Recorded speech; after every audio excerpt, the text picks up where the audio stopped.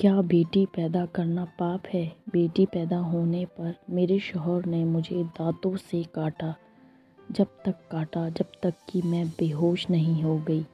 मेरी सास ने बेटी पैदा होने के दूसरे दिन ही मेरे पेट में इतनी ज़ोर से लात मारी, मैं मरते मरते बची।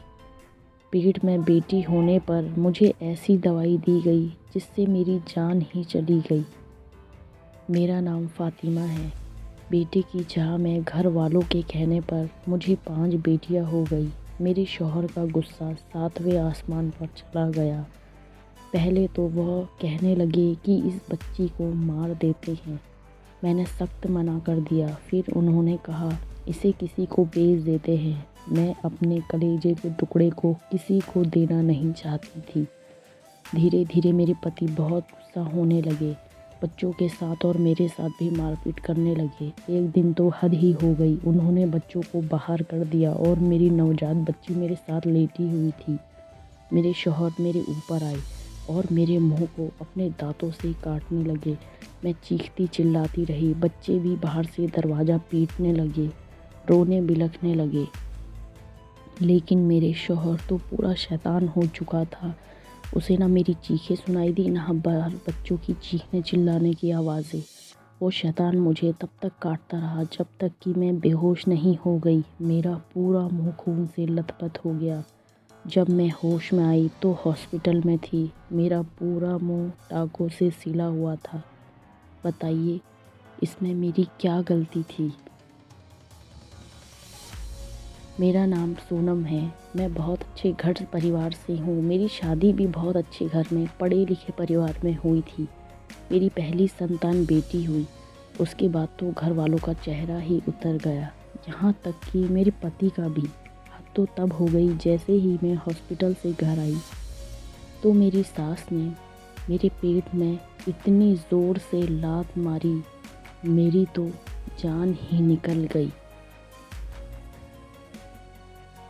और मेरी नन्ही परी इस दुनिया में अब अकेले ही रह गई।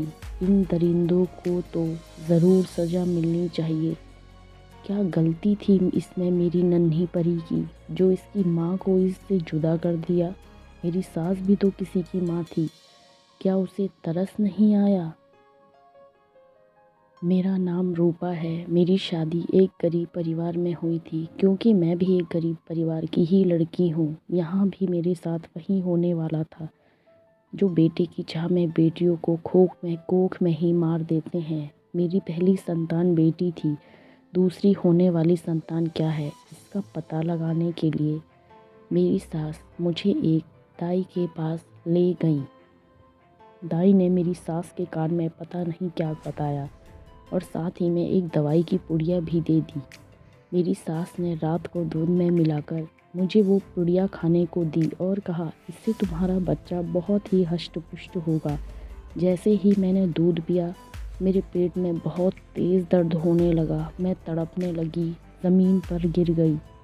जब होश में आई तो पता चला कि मेरा बच्चा अब इस दुनिया में नहीं रहा। ऐसा ही मेरे साथ 5-6 बार हुआ। जैसे ही पेट से होती, मेरी सास मुझे उस दाई के पास ले जाती और वो उन्हें एक पुड़िया देती और मेरी सास मुझे दूध में मिलाकर पीने को देती।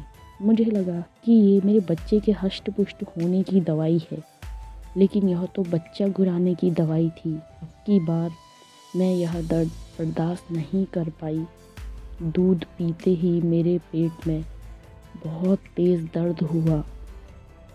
तड़प तड़प कर मेरी और मेरे अजन्मे बच्चे की जान निकल गई। बताइए, जो औरत किसी को ज़िंदगी देती है, उसकी ज़िंदगी एक औरत ने ले ली। औरत का जन्म तो किसी को ज़िंदगी देने के लिए हुआ है ना, कि किसी की जान लेने के लिए। तो ये कहानी है हम जैसे औरतों की, जिनको बेटियां होने पर उन्हें मार दिया जाता है या उनकी बेटियों को कोख में ही मार दिया जाता है।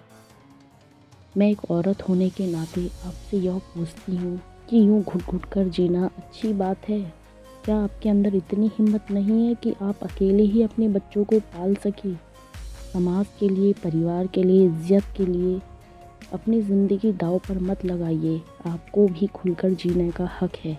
आपके साथ कुछ भी गलत हो तो आवाज़ ज़रूर उठाइए या आप वहाँ से हट जाइए। याद रखिए, आपकी चुप्पी किसी की हिम्मत को और भी बढ़ा सकती है।